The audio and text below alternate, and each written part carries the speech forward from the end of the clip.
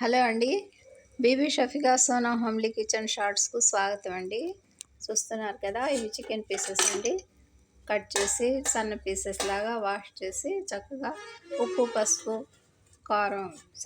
ఉప్పు పసుపు అల్లం చిన్నులపాయల పేస్ట్తో ఈ విధంగా బాయిల్ చేస్తున్నామండి. ఇప్పుడు మనం చికెన్ ఫ్రై తయారు చేద్దామండి. చికెన్ ఫ్రై అందరూ చేస్తారు.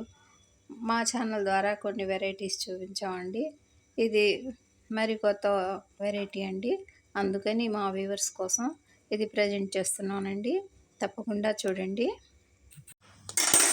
మన చికెన్ పీసెస్ బాయిల్ అయిపోయాయండి. ఇప్పుడు ఇందులో మనం 2 స్పూన్స్ కోకో పౌడరు, అల్లం చిన్నులపాయల పేస్ట్ కొద్దిగా మళ్ళీ యాడ్ చేస్తున్నామండి. కారం అండి, ఒక పెద్ద స్పూన్ కారం అండి.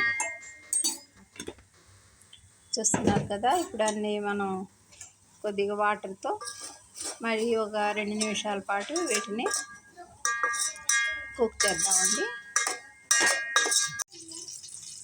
బాండీలో పెద్ద గరిటెతో 2 గరిటెలు ఆయిల్ యాడ్ చేసామండి.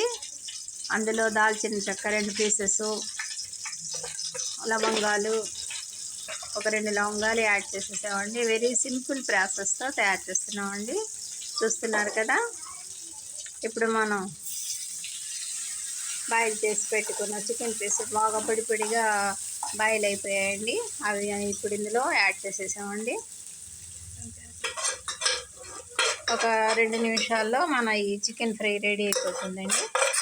చూస్తున్నారు కదా,